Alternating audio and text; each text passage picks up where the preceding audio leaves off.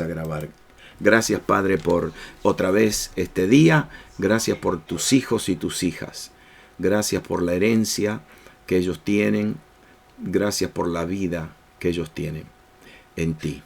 Gracias, Padre, por este plan que fue preparado desde antes de la fundación del mundo. Gracias, Señor, porque tú pagaste el precio, y gracias, Espíritu Santo, porque tú eres el que entregas y activas el plan eterno en nuestras vidas. En el nombre de Jesús. Amén. Amén. Ok. Entonces, voy a sacar la Biblia acá, porque Edgardo preguntó Isaías 43. Isaías 43, Isaías 43, 5. No temas, porque yo estoy contigo. Del oriente traeré tu generación, y del occidente te recogeré. Muy bien. Este pasaje, si alguien... A ver, Edgardo preguntó... ¿Edgardo o Eduardo? No. Bueno, está bien, no importa. Edgardo preguntó, Isaías 43, 5 hace referencia a lo que hoy estamos aprendiendo. A ver, estoy tratando de conectar. No temas, porque yo estoy contigo. Del oriente. Ok, bueno. Es obvio que este pasaje tiene se le envía a alguien. Es como una carta que se le envía. Hola, querido Jorge, Rosita, lo que sea. Esta carta, este pasaje está escrito a Jacob y a Israel. Jacob e Israel. El versículo 1 dice, ahora así dice Jehová, creador tuyo, oh Jacob, y formador tuyo, oh Israel, no temas, porque yo te redimí, te puse nombre, mío eres tú. Bien interesante este pasaje, porque hay dos palabras muy hermosas acá, que tienen que ver con nosotros, con nuestra vida cristiana. Aquí dice que Jehová, el Dios, el yo soy, es el creador de Jacob, creador tuyo, oh Jacob, y es el formador de Israel, el creador y el formador. Entonces, yo no sé, creo que le expliqué bien hace unos días atrás, que en el hebreo, en el lenguaje hebreo, hay dos palabras para crear. Está la palabra en Génesis 1, y Dios creó los cielos y la tierra. En el principio, Dios creó los cielos y la tierra. Y después, en el capítulo 2, dice que Dios formó al hombre del polvo de la tierra. Entonces, hay cosas que Dios crea y hay cosas que Dios forma. ¿Por qué Dios forma? Nadie le puede dar forma a algo si no tiene material. Es decir, dicho sea de paso, la palabra formador, aquí en español dice formador, pero en hebreo es la palabra alfarero. Alfarero. ¿Por qué? Porque es importante, porque el alfarero no crea nada, el alfarero da forma. Es decir, la tierra, el agua, todos los ingredientes que él necesita para hacer un vaso, ya estaban hechas. Nosotros podemos decir, este es un vaso nuevo. Sí, pero está hecho de tierra que hace miles de años que existe. ¿No? Es decir, nosotros podemos decir, esta es una casa nueva, pero esa casa a lo mejor está hecha con madera que salió de un árbol que a lo mejor hace 30 años que está en la tierra. Entonces, cuando Dios habla de crear, solamente Dios usa esa palabra en la Biblia para hablar de la creación, lo que Él creó en el principio. Él creó los cielos y la tierra. Lo demás lo formó. Lo demás lo formó. Por ejemplo, el hombre no fue creado, el hombre fue formado. ¿Por qué? Porque Él lo formó del polvo de la tierra y de los minerales y de todos los elementos que ya había creado en el primer día. Entonces, acá, esta carta, este pasaje, este capítulo está escrito a Jacob es el que Dios creó, pero Israel es el que Dios formó.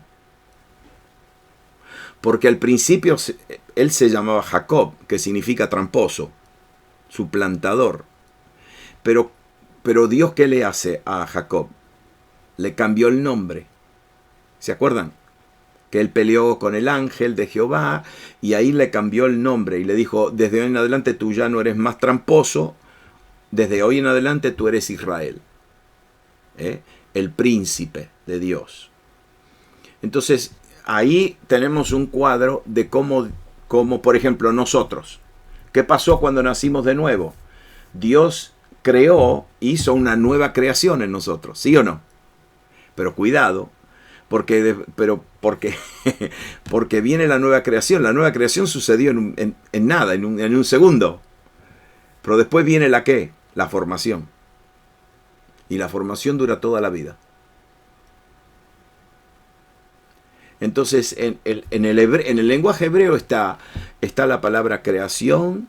Ahora, hay una vez sola, que Dios usa esta palabra creación en el Viejo Testamento, aparte de la creación, aparte. ¿Saben cuál es? En el Salmo 51, cuando David dice, crea en mí un qué. ¿Se acuerdan? Un nuevo qué, un nuevo corazón, un nuevo, y renueva. Entonces, ahí ¿por qué? Porque nuestra nueva creación es una creación, no es una formación, es una creación. Ahora, espérese. Mi nueva creación estaba en Cristo desde antes de la fundación del mundo. Pero ahora es creada aquí. De la misma manera toda la creación, todo el universo, las estrellas, todo eso estaba en Cristo también. Lo que pasa es que él llega a un momento donde él tiene que hablarlo. Y cuando habla, toda la creación que estaba en él se hace evidente, se hace visual, se hace material. De la misma manera, nuestra nueva creación, que estaba en Cristo Jesús, antes de la fundación del mundo. Pero aquel miércoles a la noche, aquel domingo a la mañana, domingo a la noche, viernes a la noche, recibimos a Cristo y ahí viene el Espíritu Santo y sopla en nosotros esa nueva creación, que no tiene nada que ver con nuestra vida. El sábado estaba leyendo, otra vez, estaba leyendo a uno de mis autores favoritos, un hermano chino que se llama Watchman Nee. Watchman Nee. Es bien complicado él cuando habla, ¿no? Porque es chino, pobrecito. Y es tan profundo, es tan profundo. Ah, ese mismo, Watchman Nee. Es tan profundo, pero Luisa, no me digas que lo estás leyendo así nomás, porque lo tenés que leer despacito, despacito, despacito. Y él dice algo, es como una expresión nada más, y me volvió loco. Él dice, nosotros no tenemos una vida nueva. Perdón, nosotros no tenemos una vida cambiada. Dice, nosotros tenemos una vida intercambiada.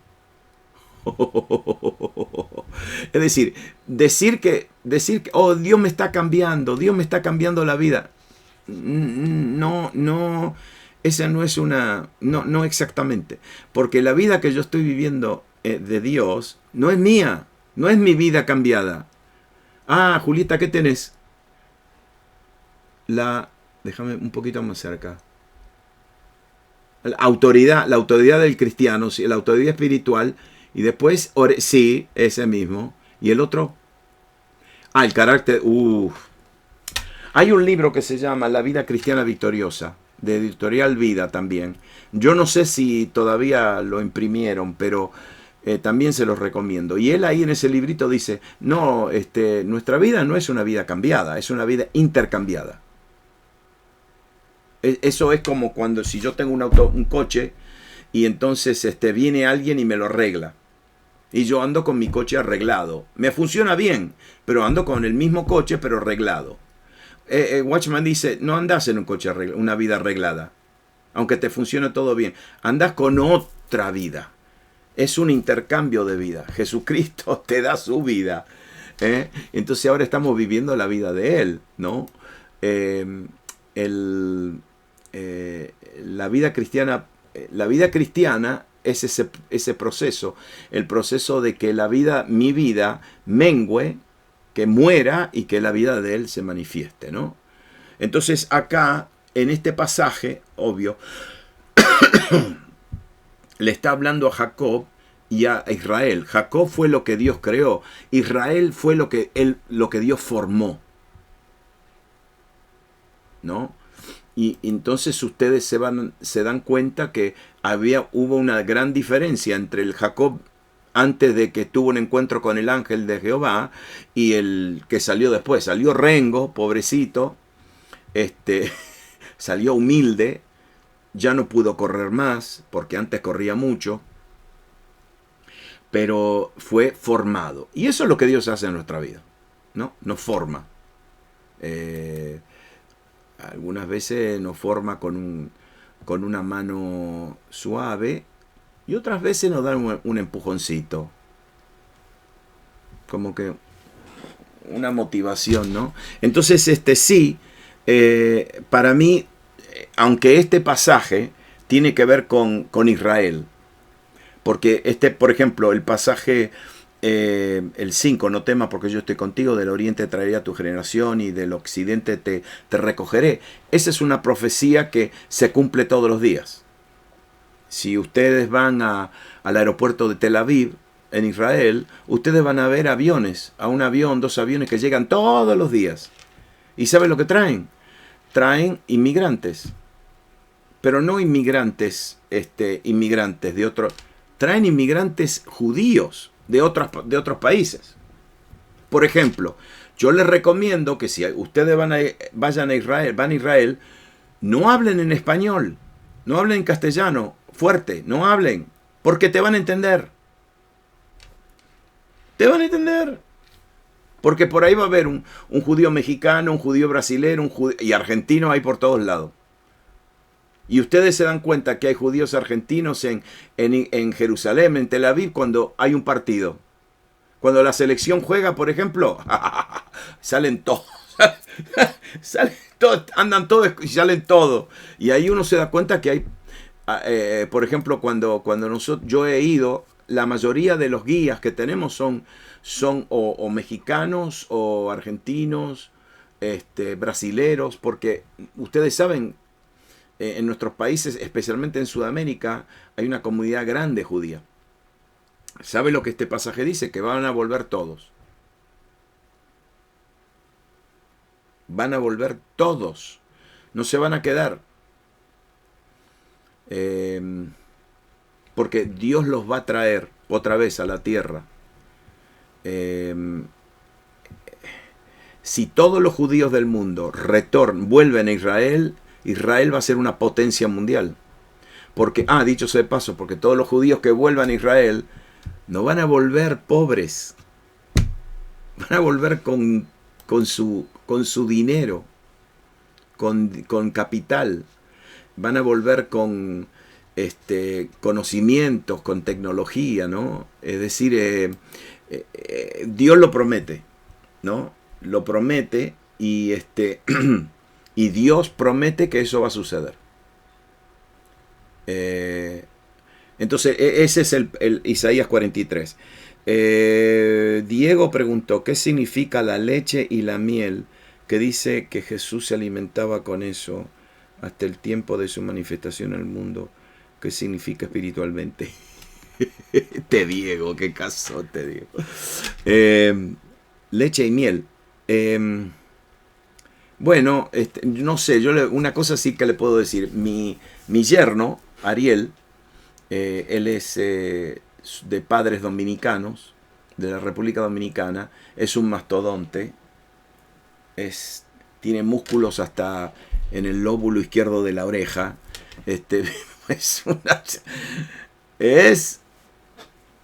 y come que da miedo. Come, hay que darle de comer. Él se sirve el primer plato para abrir el apetito. No, solamente abre el apetito. Y después viene el segundo y el tercer plato de comida. Pero la mamá me estaba contando que de chico él tomaba una mamadera, un biberón, con leche, miel, miel, azúcar y zanahoria rallada. Zanahoria líquida. Se tomaba 8 por día. 8. 8. Aparte de la leche de la madre, cuidado, porque amamantó hasta los 2 años y medio. ¿No? Le dio de comer. El pecho está. Y encima las 8 o 9 botellas. No, bueno. Entonces, no se olviden que en aquel tiempo, leche y miel era el alimento. ¿Cómo le podría decir? Un alimento básico para los niños. Leche y miel. Muy básico. Entonces, para mí la leche y miel, en el aspecto espiritual, a ver, se lo digo. Para mí leche y miel en el aspecto espiritual tiene como una implicación de alimento no para gente madura. ¿Entienden? Es decir, la leche y miel es un alimento no para la gente madura, es para los niños. Entonces, espiritualmente, no sé, culturalmente, la leche y la miel era un alimento que se le daba a los niños.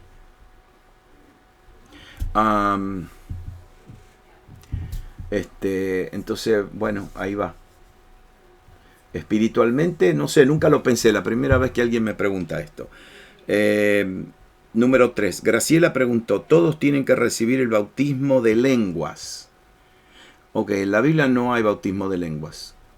Está el bautismo, Jesús, ok.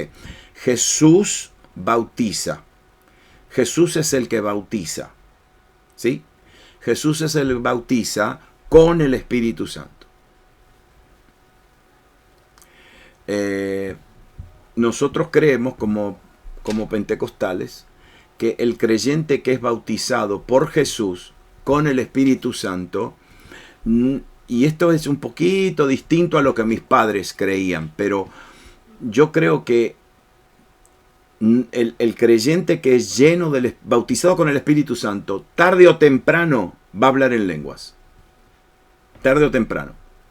Posiblemente puede recibir la llenura y a lo mejor no fluyen las lenguas, pero tarde o temprano van a fluir. Pero le quiero decir algo.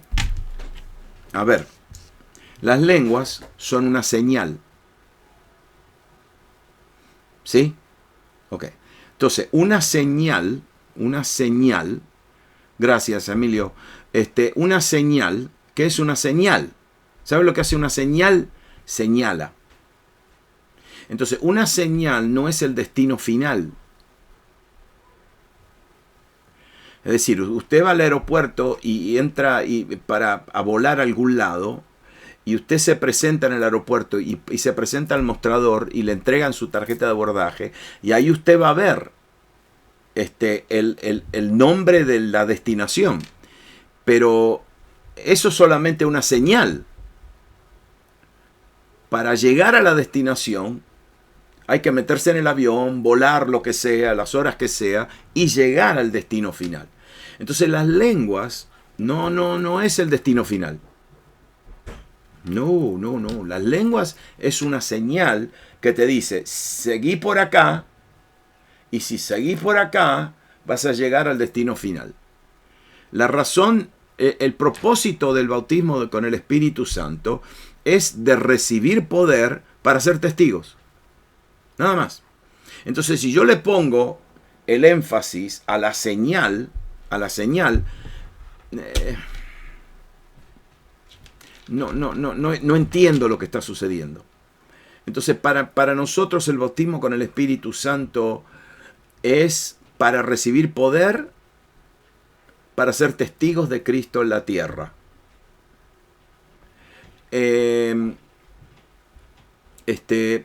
Las lenguas se van a manifestar tarde o temprano. Lo peor que se puede hacer en esto es estar muy ansioso. Yo no hablo en lengua. No, tranquilo. Busquen al Espíritu Santo que los llene, que los bendiga, que les toque, que tengan comunión con Él, y tarde o temprano las lenguas van a fluir. Y lo menos que tienen que hacer es tener ansiedad porque las lenguas... No. La lengua es una señal, nada más. Yo no lo estoy como haciendo... No le estoy quitando la importancia, porque para los que somos bautizados en el Espíritu Santo y hablamos en lenguas, para nosotros hablar en lenguas es súper importante en nuestra vida de oración. Porque esa es la intercesión del Espíritu que ora a través de nosotros con gemidos indecibles. Entonces, tranquilos. Muy bien. Cuarto, Marcos preguntó la vinculación del sacerdocio de Melquisedec con la mente de Cristo. ¿Cómo se puede plantear? Podemos servir a Dios fuera de la iglesia. Podemos servir a Dios fuera de la iglesia. Bueno, lo que pasa es que nosotros no salimos nunca fuera de la iglesia. ¿Entiende?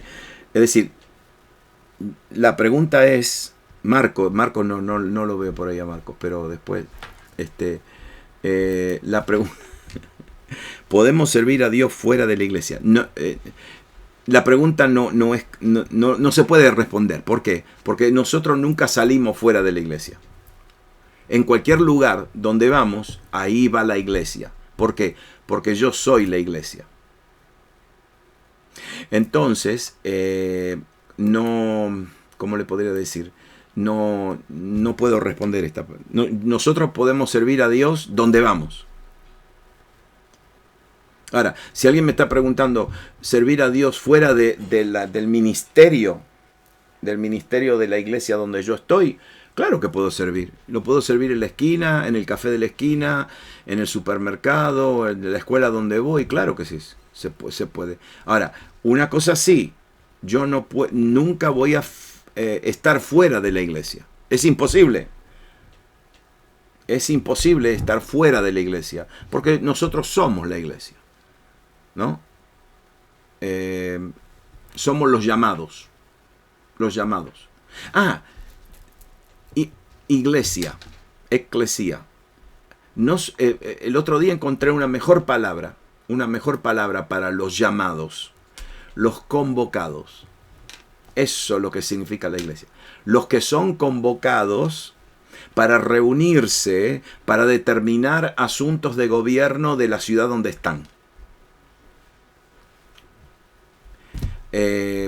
Hoy, si ustedes se fijan en el mejor seminario del mundo, el mejor seminario teológico del mundo, que se llama Google, ustedes fíjense y pongan la palabra eclesia, EKKLESIA,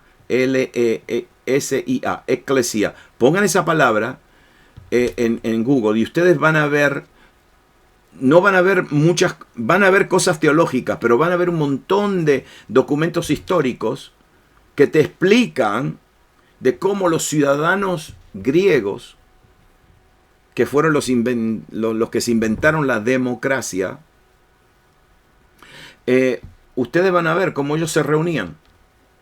Y literalmente van a ver diagramas y esquemas de la eclesía, del lugar donde ellos se reunían, ¿no? Y ahí ellos se sentaban y discutían asuntos de la ciudad, del pueblo. Y Jesús usa esa palabra. Yo edificaré a mi convocados, a mi grupo de convocados. Qué interesante que Jesús no dice, por ejemplo, Jesús no dice yo no voy a edificar a mi sinagoga.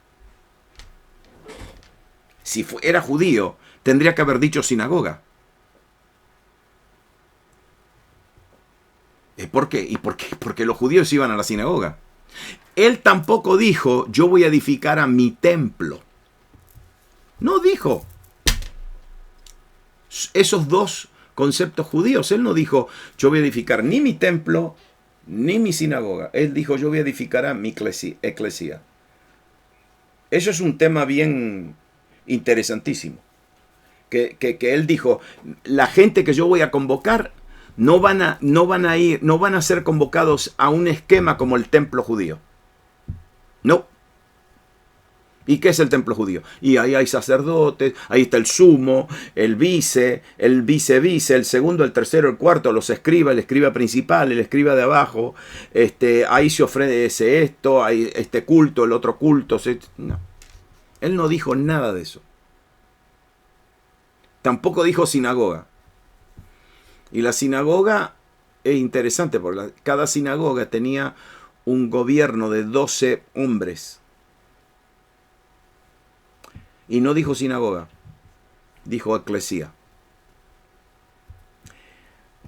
Para mí este es un tema muy controversial porque por todo este tiempo, desde el año 300, 400 hasta acá, nosotros hemos usado el concepto de iglesia, pero el concepto pagano. El concepto pagano es un sacerdote que está ofreciendo al Dios que están adorando y todo el mundo mirando. Es el concepto pagano. Eso nunca fue el concepto de Cristo. Eso nos hace pensar, ¿no? Amén. Déjenlo ahí. Patricia preguntó qué opina usted de la cremación. Y mire, escúchenme bien. Un cuerpo, una persona que se muere, la llevan y yo vi a Mabel, dicho sea de paso, yo vi a Mabel hacer esto. Yo vi a Mabel. Y Mabel me dio un ejemplo extraordinario. Porque cuando fuimos a enterrar a su esposo, al hermano Wes, un gran hombre de Dios, el plan era cremarlo. Y Mabel vio fuimos hasta el cementerio. Llegamos al cementerio, oramos y todo, bla, bla, bla. Y Mabel le dijo al hijo, no lo voy a cremar. Y tomó un par de días porque le tuvieron que encontrar un lugar en el cementerio. Costó más dinero porque cremar es mucho más barato. Pero Mabel dijo no. Entonces, ¿qué significa esto? Significa que la diferencia está en lo que la persona siente. Hay que respetar y honrar el deseo de la persona que decide, ¿no? Por ejemplo, yo no cremaría a ningún ser querido, pero le quiero decir la verdad. ¿Está bien? La realidad es esta. Un cuerpo que se pone en la tierra después de no sé cuántos años, ¿sabe lo que queda? Los huesos se deshacen y se hacen polvo. Básicamente se hacen polvo. Igual que cuando se crema un cuerpo. Entonces yo para mí lo importante es qué sucede en la resurrección. ¿Qué sucede? Lo mismo. Lo mismo. Dios lo único que necesita para resucitar un cuerpo es nada, es el ADN. El ADN de la persona. Es lo un poquito que queda de la persona y Él resucita el cuerpo. Por ejemplo, una pregunta. ¿Cuántos creyentes se han muerto en el océano? Se han hundido y están en las aguas enterrados. Un montón. Pero ya no queda más nada, no queda nada. Lo que pasa es que Dios, en la resurrección, es Dios que resucita, nosotros, no es la ciencia. Y lo único que Dios necesita es una partecita, por más mínima que sea. Él resucitará nuestro cuerpo. Y entonces, para mí es toda una cuestión de el deseo de los que quedamos en la tierra. Nada más. Porque no hay ninguna, para Dios no hay diferencia entre un huesito, unos huesos enteros y un poquito de ceniza que queda. No hay diferencia. Para Dios, Dios resucita. Ahora, por ejemplo, yo vi a Mabel sufrir. Yo la vi sufrir. Y ella dijo, no. ¿Y saben qué? Todos estuvimos de acuerdo con ella. Ahora, el que desea hacer esto, no hay, ¿cómo le podría decir? No hay nada menos espiritual o más espiritual. Estamos hablando del poder de Dios que puede crear de la nada. Entonces, para mí es honrar. Ustedes me entienden, ¿no? Y a mí me dio mucha alegría que los hijos de la hermana Mabel dijeron, está bien, mamá, lo que querés, hacemos lo que... Y entonces ya está, se hizo lo que la mamá quería. Amén. Ya está. Y entonces es porque para mí lo principal es honrar a los que quedan.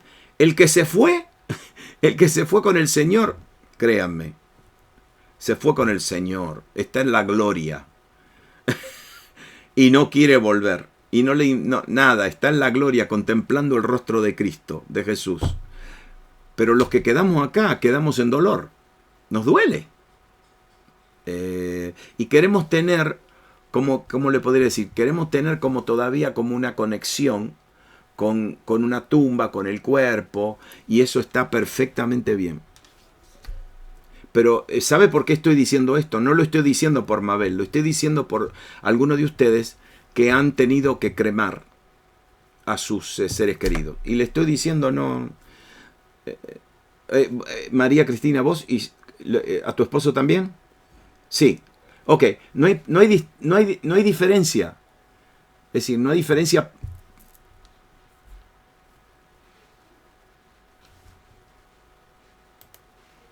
Ok, bueno, entonces respetaste el deseo de él. Nada más. Respetaste el deseo de él. Sí. Y Mabel, y respetamos el deseo de Mabel. Que dijo, no, yo lo quiero en una tumba, en el cementerio. Ya está. Entonces, espiritualmente hablando, miren, no hay diferencia. No hay diferencia entre cenizas que quedan y un cuerpo en la tierra. No hay diferencia. Dios nos resucitará en el último día. Amén. Ya está. Muy bien. Miriam preguntó, ¿qué significa su sombra a tu mano derecha? ¿Por qué la derecha? Uy, qué linda pregunta. Ok. La mano derecha, en español no está bien, no se entiende bien. Pero en el Antiguo Testamento, la mano derecha y la mano izquierda son dos palabras distintas. En nuestra Biblia en español leemos mano, la mano, la mano, la mano, la mano. Pero en el original hay diferencia. Algunas veces mano izquierda y otras veces mano derecha. La mano derecha es la mano de poder. La mano de poder. La mano derecha tiene que ver con el poder de Dios. La mano izquierda es la mano de el corazón. La mano de cariño, la mano amorosa. Por eso la mayoría de veces, no todas las veces, cuando se habla de la diestra, de la derecha, se habla del poder de Dios y se habla de la mano derecha en contra de los enemigos de Dios. De los enemigos de Dios. Entonces, cada vez que se habla de la mano derecha, se habla de la autoridad de Dios, el poder de Dios. Jesús está a la diestra, a la derecha del Padre. Eso significa que está en el lugar de autoridad y poder. Ahora, la sombra, es lindo, porque la sombra significa protección. Protección. A ver, ¿cuándo era? Cuando Josué y Caleb y los otros 10 tontos entraron a la tierra prometida para los espías, gallinitas, le vieron a los, lógicamente ustedes se acuerdan, vieron a los gigantes, y se asustaron. Pero Josué y Caleb volvieron y dijo, no, nosotros comemos como pan. Y después ellos dicen algo en hebreo que tiene un significado solamente para los judíos. Dice, Dios le ha quitado la sombra. No tienen más sombra. ¿Qué pasó? ¿Qué significa eso? Y no tienen más protección. Dios les sacó la protección. Están a nuestra merced. Entonces, la sombra significa protección. La sombra. La sombra de tus alas. A la sombra entonces, sombra de la mano derecha, imagínense, mano derecha significa poder, sombra significa protección. El que está bajo la sombra de la diestra de Jehová, aleluya. Eso es lo que significa. ¿Verdad qué lindo? El hebreo tiene, cada palabra en hebreo tiene un significado. De hecho, le voy a decir más, es peor todavía. Cada letra de cada palabra hebrea, cada letra, ¿sí? Tiene un significado. Aleluya. Bueno, Diego preguntó por qué se avalan los ministerios apostólicos en estos días si ya no están vigentes o están vigentes. Oh. Ministerios apostólicos.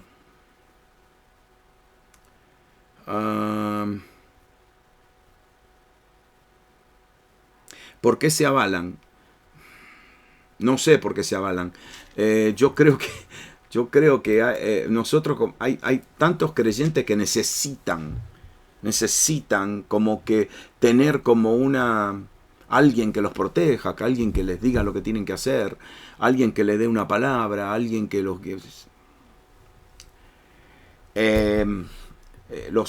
estos ministerios apostólicos usan mucho la palabra cobertura, ¿no? Cobertura.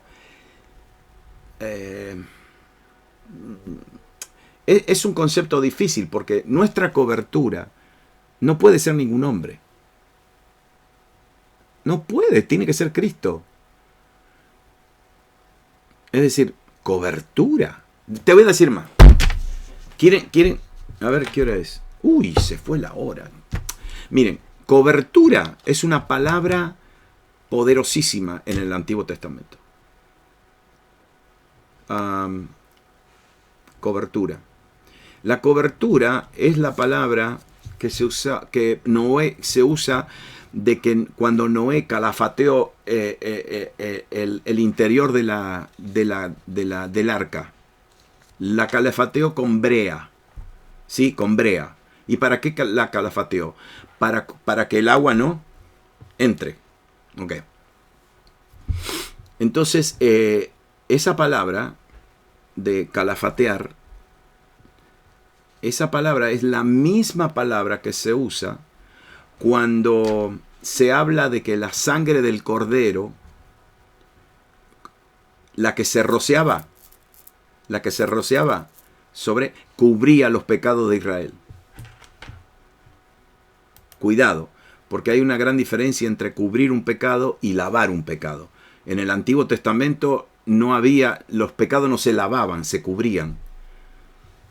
¿Me están entendiendo?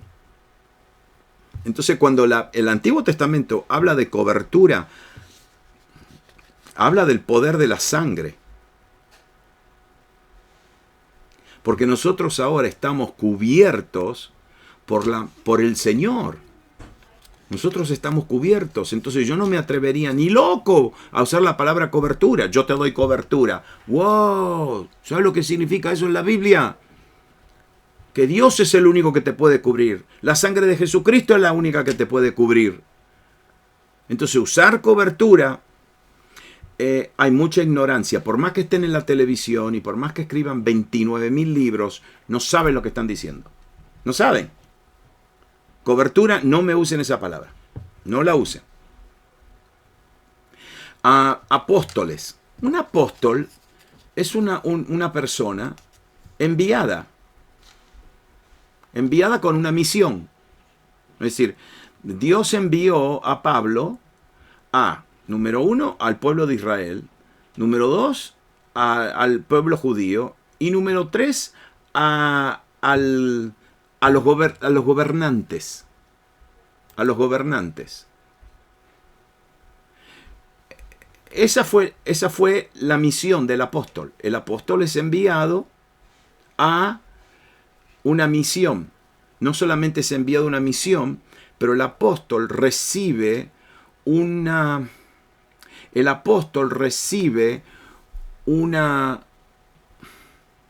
diseño.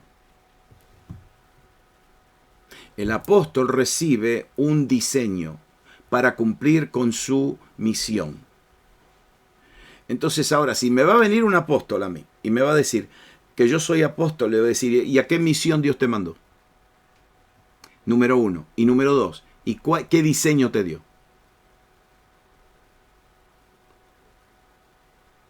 Entonces ahí es donde fallan muchos, porque hoy en día los apóstoles, llamados apóstoles, son personas muy lindas, tienen muchos recursos, tienen iglesias, tienen mucha influencia, pero debido a su recurso y debido a su influencia y debido a su estatura, se declaran apóstoles. Así no es. Así no es. El apóstol verdadero es una persona que es enviado a una misión específica y que tiene un diseño para esa misión. Si no, no me vengan a decir, no, Dios me mandó a mí a predicar el evangelio, a salvar. No, todo el mundo es llamado a predicar el evangelio. Todo el mundo es llamado a ganar almas. Todo el mundo es llamado a plantar iglesias. El asunto es tener. Entonces, ya, ministerios apostólicos. Yo conozco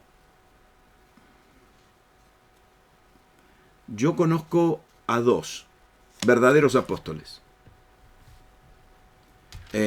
Primeramente conozco a Satirio dos Santos, a José Satirio dos Santos, que es pastor en Cúcuta, Colombia, es brasilero. Ese es un apóstol. Para mí es un apóstol. Simplemente por lo que él hizo y por lo que ha hecho en todo su ministerio, el hermano Satirio. Ahí después conozco a otro que anda por ahí plantando iglesias. Ya ha plantado en toda su vida, ha plantado alrededor de 6.000 iglesias. 6.000. De su ministerio salieron 6.000.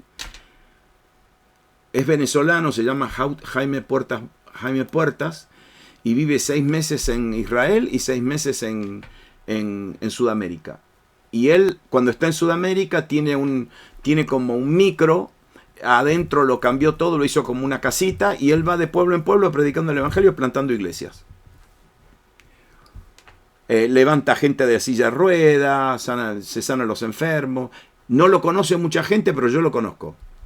Jaime Puertas, poderoso hombre de Dios. Después todos los demás. Aleluya, que Dios los bendiga. Y que Dios los prospere. No sé. No juzguemos a nadie.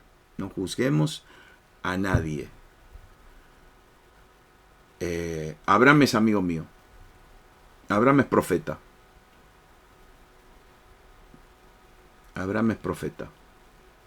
Un gran profeta de Dios. Camina de la mano del Señor, ese, Abraham. Sí, todos los que me están hablando ahí. Chuck Pierce, no, ese es profeta. No, es profeta.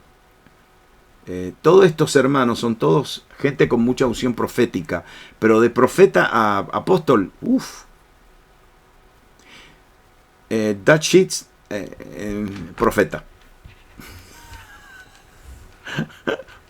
Profeta y es pastor de una congregación. Así que es muy difícil porque la definición de un apóstol en la Biblia es muy, muy exigente. Y yo hoy no veo mucha gente que cumplen esas exigencias. No las veo. Grisel preguntó si un familiar muere sin Jesús, ¿podemos nosotros clamar por misericordia a Dios por él? No. Murió. Ahora, lo único que te digo es,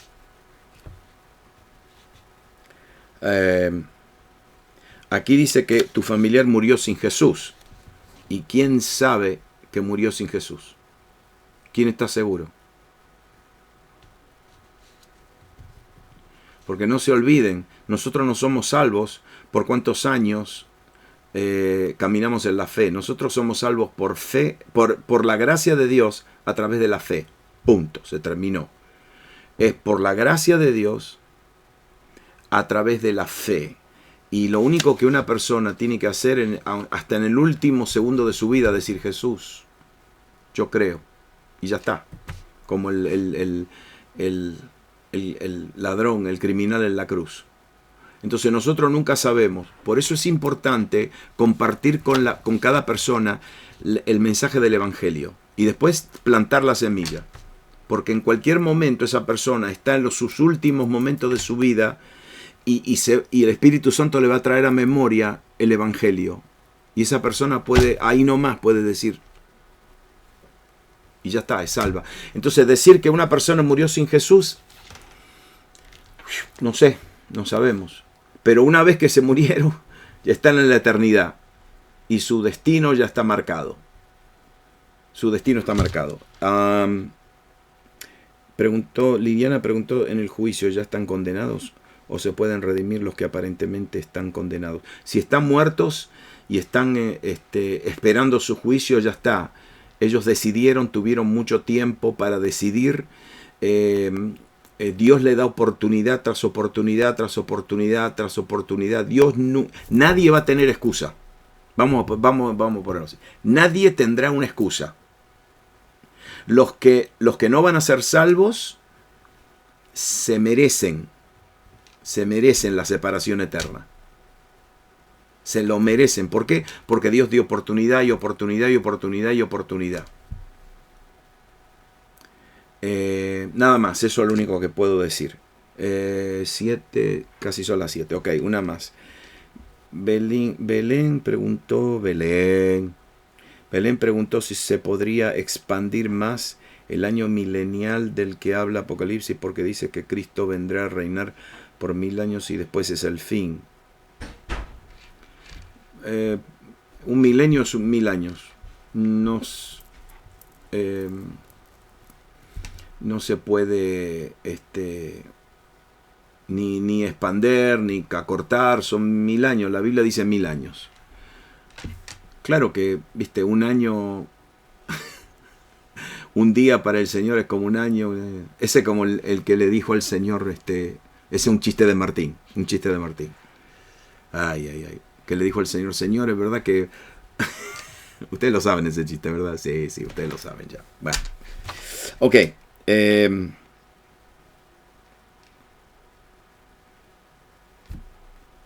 La boda de Caná.